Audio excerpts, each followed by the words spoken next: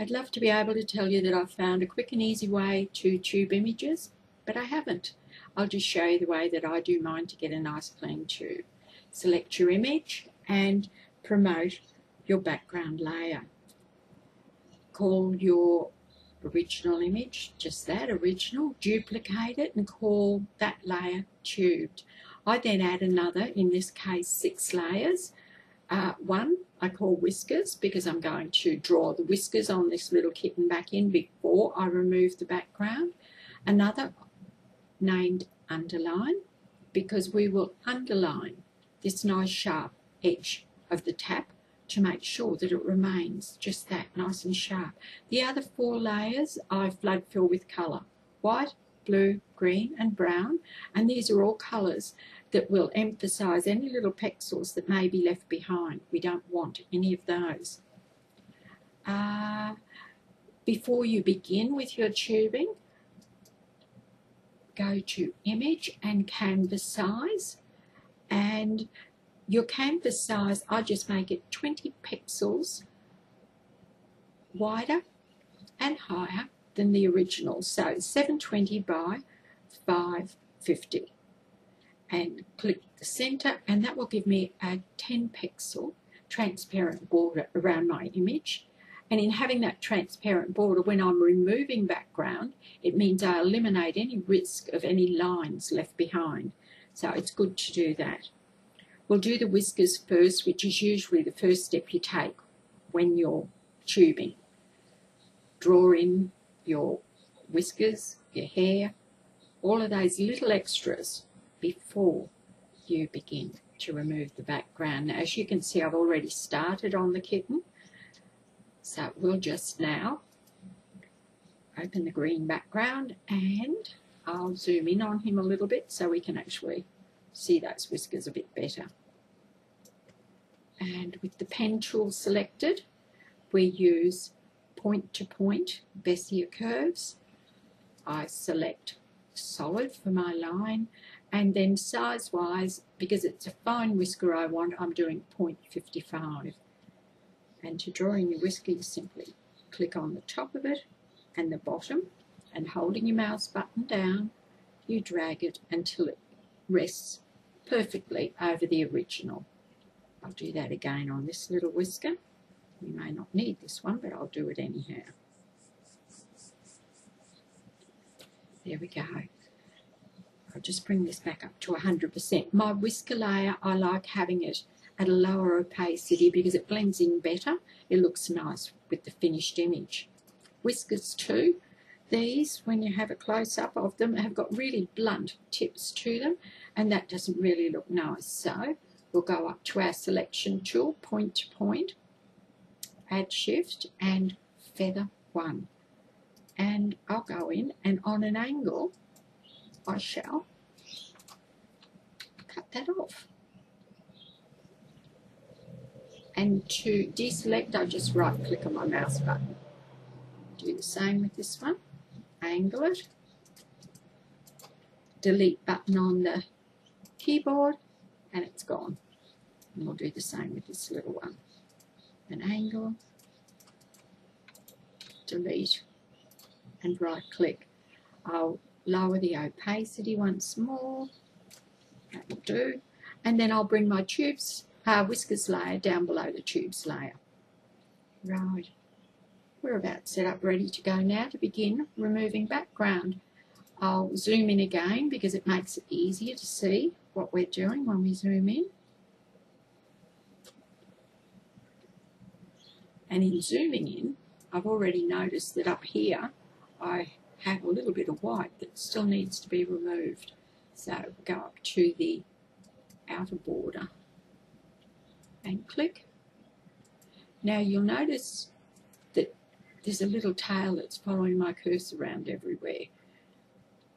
Drag that tail out and bring it back so that it rests nicely on the outer edge of the area that you're wishing to tube. You can go a little bit inside that edge, but don't try to take big steps because otherwise you'll end up with sharp corners, and that looks dreadful. If you do anything wrong, just hit your delete button. It undoes the step. So I use baby steps, and that way I get a more accurate line, and especially when it comes to curves, baby steps gives it a much nicer curve finish. And oops, almost there. Back out into the border area and back up to the top, down, and making sure that you have the correct layer selected, delete, and right click. That doesn't look too bad at all. Now over to the other part that needs to have its background removed. So around the little kitten's ear, being careful around the ear, but once we get into the actual fur part, you don't have to be quite so particular, because we will be putting any fur that we cut off back when we use our smudge tool a little later. So we still do it with care, but we don't have to be as accurate as we were previously. And as you can see, his whiskers are getting cut off, but that's okay, because we've already drawn new whiskers in. So he won't be without his little whiskers. And back into the border area, up and delete. And that's done. Now next we begin with our feathering. Now before I begin feathering, I'll show you another little thing that I do that helps me with my feathering. Still with the selection tool, any areas where we're going to feather that are close to a nice sharp line, or over where his ears are, we want to still maintain the sharpness there, but we want to feather. But also we have fur that's going in different directions. His face fur goes in one direction and this ear fur goes in a different direction. So what I do is that I promote these areas to a layer so that I can more clearly feather without any bother at all. It just makes it a lot easier when you do your feathering. And when you have a go at doing this, you'll know exactly what I mean. So just select this carefully.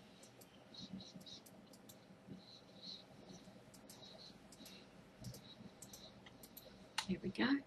And on our tube, we right click and promote selection to layer. And then right click to deselect and back on our tube layer. Now to smudge or feather, some people call it that, but that's the smudge tool we use, so smudge I shall call it. For your settings, you can set similar to what I have, and if you're not sure, just pause your video for a little moment to get your settings right. If I talk too fast, just rewind and have another listen. But for smudging, select your tube and smudge. And to smudge, all you do is click down and flick out with your little mouse. Too easy. And because we have that layer promoted, even if we go over that smudged area, it won't matter, because it'll be hidden in behind our promoted section. See? All good. Now, lots of feathering to do, or smudging. Now, his little ear, that's another thing that I like to use my soften tool on. So I'll do that before we even do anything else. Use it on that promoted selection. I'm going to zoom in so we can see a little bit better. I like zooming in. It gives us a good vision of what we're going to do. And just with your soften tool, go around the edge of his ear. And it just gives it a more natural look. I'm going to also soften on the edge of the original. I don't want any sharp lines there. I just want it all to be nice and soft, and it looks more natural that way. Now, back on our little tube, and we will begin with our smudging. This is when you can have a quick look at the original to see which direction the fur's all going in, and make a plan for what you're going to do with all your smudging. Just close that again, and I'll begin smudging. But what I'm going to do is just put you on pause for a little while, and I'll smudge, and then I'll come back to you. The smudging's all done, and now we'll move on to underlining the tap. We need the pen tool for that. Still set to point Bezier curve, and I've moved the width up to 4 because the main part of that will be hidden. We just want the nice sharp edge on there. Select a colour that will match the outside of your tap, and click at the beginning and at the end, and then holding down your mouse button, move your selection into place, and done. Actually, it would be a lot easier if we had a blue background instead of the green, so I'll just change that over before I do any more. Down to this little selection, same process. We'll need a little bit lighter colour for here.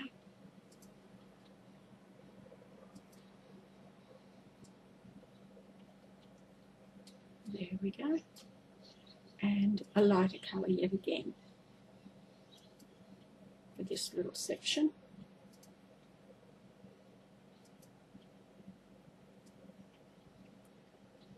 Once you've played with your point to point, it becomes a lot easier to use as well.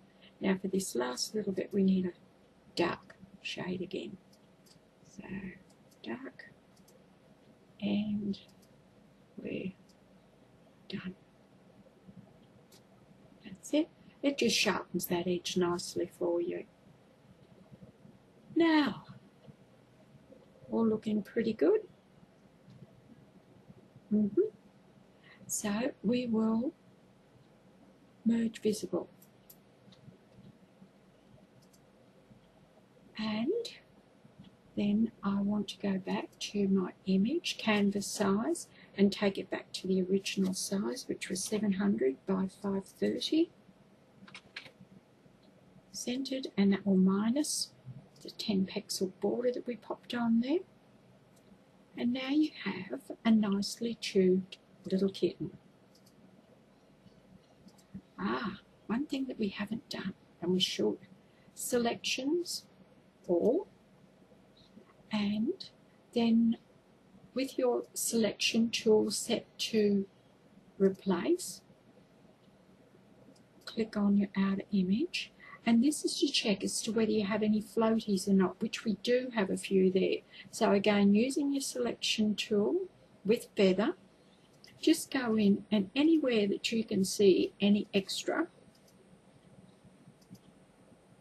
little pieces there that simply shouldn't be there, just use your selection tool then to remove them. So click delete and right click to deselect. Repeat that little step until you have absolutely no floaties whatsoever left.